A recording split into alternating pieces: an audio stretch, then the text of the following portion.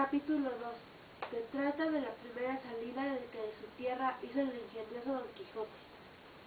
Hechas pues esas prevenciones, no quiso guardar más tiempo a poner en efecto su pensamiento, apartándole a ello la falta que el pensamiento que hacía en el mundo sus alabanzas, según eran los agravios que pensaba deshacer, tortos que enderezar, sin razones que enmendar y abusos que mejorar, y deudas que satisfacer, y así sin dar parte a persona alguna de su intención, y sin que nadie le viese. Una mañana antes del día, que era uno de los calurosos del mes de julio, se armó de todas sus armas, subió sobre Rocinante, puesta su par compuesta recelada, embrazó su adarga, tomó su lanza y por la puerta falsa de un corral salió al campo, con grandísimo contento y alborozo de ver con cuánta facilidad había dado principio su buen deseo. Mas apenas se vio del campo cuando le asaltó un pensamiento terrible, y tal que por poco le hiciera dejar la comenzada empresa, y fue que le vino a la memoria que no era armado caballero, y que conforme a la ley de caballería no podía ni debía tomar armas como ningún caballero, y puesto que lo fuera, había de llevar armas blancas como noble caballero, sin empresa del escudo hasta que por esfuerzo la ganase. Estos pensamientos le hicieron titubear en su propósito, mas pudiendo por su locura que otra razón alguna, propuso de hacerse armar caballero del primero que topase, a invitación de otros muchos que así lo hicieron, según él había leído en los libros que tales tenían.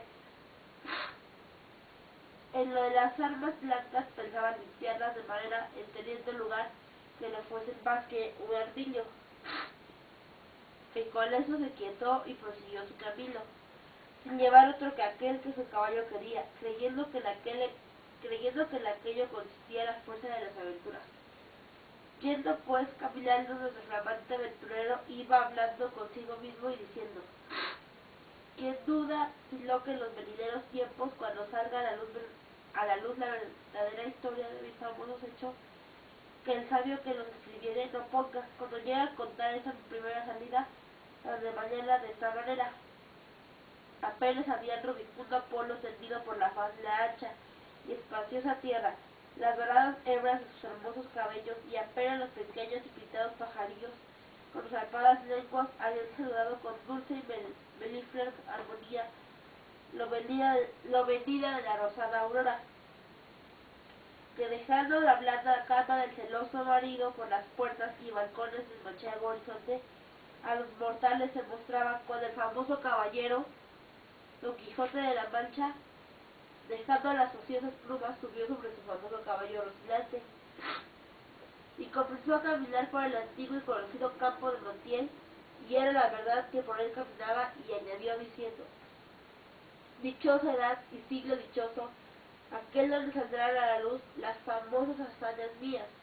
dignas de tallarse en bronce, esculpirse en mármoles y pintarse tablas para memoria en lo futuro. Oh tú, sabio encantador, quien quiera que seas, a quien ha de tocar el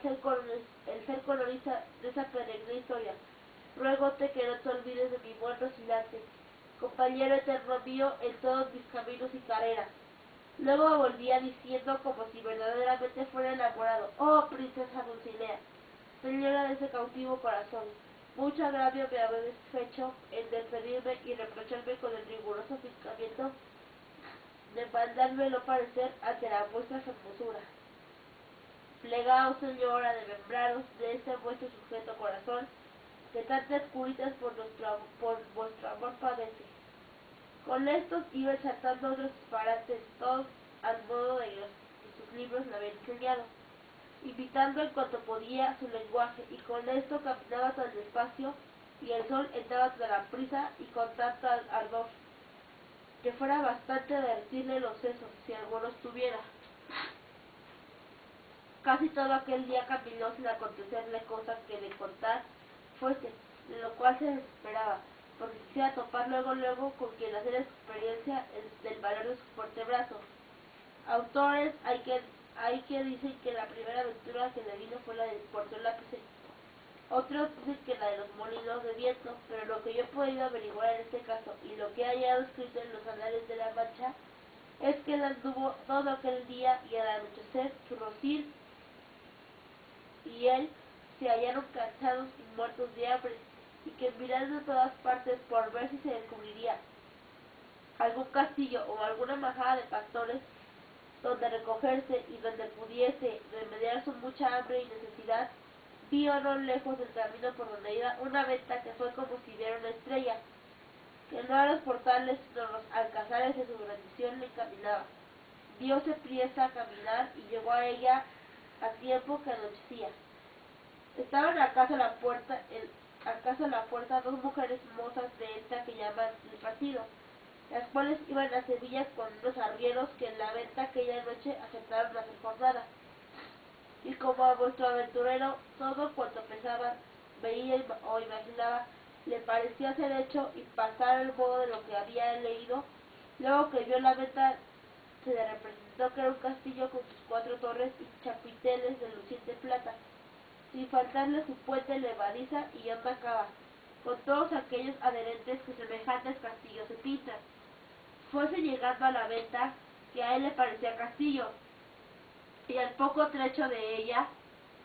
estuvo a las riendas de Rocinante, esperando que algún enano se pusiese entre las almenas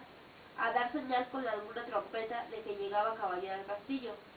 Pero como vio que se tardaban y que Rocinante se daba prisa por llegar a la caballeriza,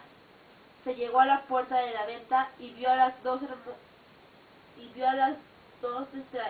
distraídas mozas que allí estaban, que a él le parecieron 2 hermosas doncellas o 2 graciosas damas que delante de la puerta del castillo se estaban solazando. En esto sucedió acaso que un porquero que andaba recogiendo de unos rastrojos una manada de puercos, que sin perdón así se llaman, tocó un cuerno a cuya señal ellos se recogen, y al instante se le presentó a Don Quijote lo que deseaba, que era que algún enano hacía señal de su venida, y así con extraño contento llegó a aquella suerte al mar, y con lanza y adarga, llenos de miedo se iban a entrar en la venta, pero Don Quijote, coligiendo por su vida su miedo, alzándose la vista de papelón y descubriendo su seco y polvoroso rostro con gentil talante y voz reposada les dijo: no fuyan las vuestras mercedes, ni teman desaguisado alguno, que a la orden de caballería que profeso no toca ni atañe facerle a ninguno, cuando más a tan altas doncellas como vuestras presencias demuestran. Mirábanle las mozas y andaban con los ojos buscándole el rostro, que la mala víscera le encubría, mas como se oyeron llamar doncellas, cosa tan fuera de su profesión, no pudieron detener la risa, y fue de manera que Don Quijote vino a correr sin decirle: bien, parece la aventura en las hermosas, y es mucha sandez. Además la risa que de leve causa procede, pero no vos lo digo porque os acuitedes ni mostréis mal talante. El mío no es de anque de serviros. El lenguaje no entendido de las señoras y el mal talle de vuestro caballero acrecentaba en ellas la risa y en él el enojo, y pasara muy adelante si aquel punto no saliera el ventero, hombre que por ser muy gordo era muy pacífico, el cual, viendo aquella figura contrahecha o armada de armas tan desiguales como eran la brizada, lanza, adarga y coselete, no estuvo en nada al acompañar a las doncellas en las muestras de su contento. Mas en efecto, temiendo la máquina de tantos pertrechos, determinó de hablarle comedidamente y así le dijo: si vuestra merced, señor caballero, busca posada, amen del lecho, porque en esta venta no hay ninguno, todos los demás se hallará en ella en mucha abundancia. Viendo Don Quijote la humildad del alcaide de la fortaleza, que tal le pareció a él el ventero y la venta, respondió: para mí, señor castellano, cualquiera cosa basta, porque mis arreos son las armas, mi descanso, el pelear, etc. Pensó el huésped que el haberle llamado castellano había sido por haberle parecido de los sanos de Castilla,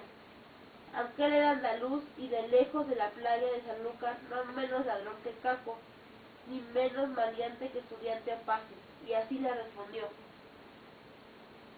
según eso, las camas de vuestra merced serán duras peñas, y su dormir siempre velar, y siendo así, bien se puede afiar con seguridad de hallar en esa choza ocasión y ocasiones para no dormir en todo un año, cuanto más en una noche. Dijo luego al huésped que le tuviese mucho cuidado de su caballo, porque era la mejor pieza que comía pan en el mundo. Miróle el ventero y no le pareció tan bueno como Don Quijote. Decía ni aún la mitad, y acomodándole en la caballeriza, volvió a ver lo que su huésped mandaba, al cual estaban desarmando las doncellas que ya se habían reconciliado con él, las cuales, aunque le habían quitado el peto y el espalda, jamás supieron ni pudieron quitarlos, desencajarle la bola ni quitarle la contrahecha celada que traía atada con unas cintas verdes y era menester cortarlas. Por no poderse quitar los nudos, mas él no lo quiso consentir en ninguna manera, y así se quedó toda aquella noche con la celada puesta, que era la más graciosa y extraña figura que se pudiera pensar, y al desarmarle como él se imaginaba de aquellas traídas y llevadas que le desarmaban, eran algunas principales señoras y damas de aquel castillo, les dijo con mucho donaire: nunca fuera caballero de damas tan bien servido, como fuera Don Quijote cuando de su aldea vino, doncellas curaban de él, princesas de su Rocino. Oh, Rocinante, que este es el hombre, señoras mías, de mi caballo, y Don Quijote de la Mancha es mío, que puesto que no quisiera descubrirme, basta que las fazañas fechas en vuestro servicio y pro me descubrieran. La fuerza de acomodar al propósito presente este romance viejo de Lanzarote ha sido causa que sepáis mi nombre antes de toda sazón. Pero tiempo vendrá en que las vuestras señorías me maten y yo obedezca, y el valor de mi brazo descubra el deseo que tengo de serviros.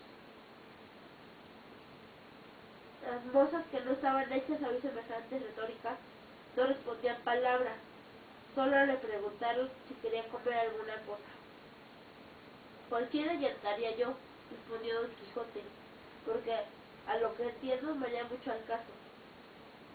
A dicha aceptó hace viernes aquel día, y no había toda la venta sino unas raciones de un pescado que en Castilla llamaban abadejo, y en Andalucía bayacao, y en otras partes juradillo, y en otras truchuela. Preguntáronle si por ventura comería su merced truchuela, que no había otro pescado que a nadie de comer. Como haya muchas truchuelas, respondió Don Quijote, podrán servirse una trucha, porque eso se me da que me den 8 reales en sencillos en una pieza de a 8.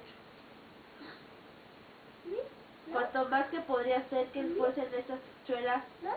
como la ternera, que es mejor que la vaca, y el cabrito que el cabrón.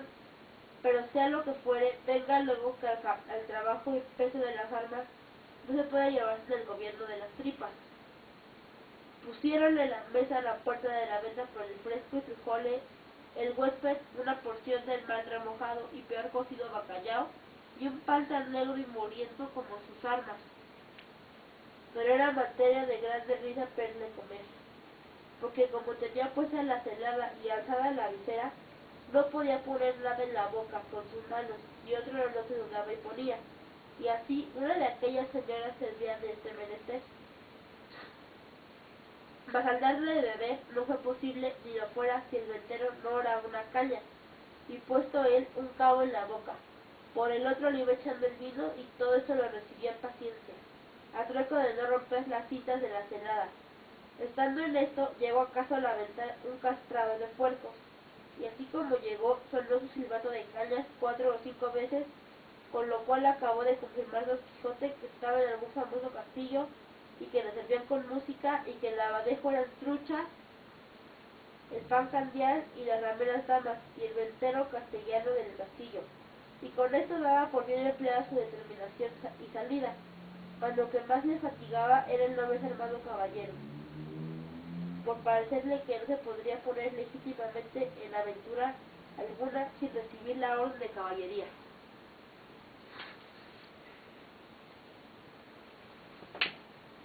No me acuerdo.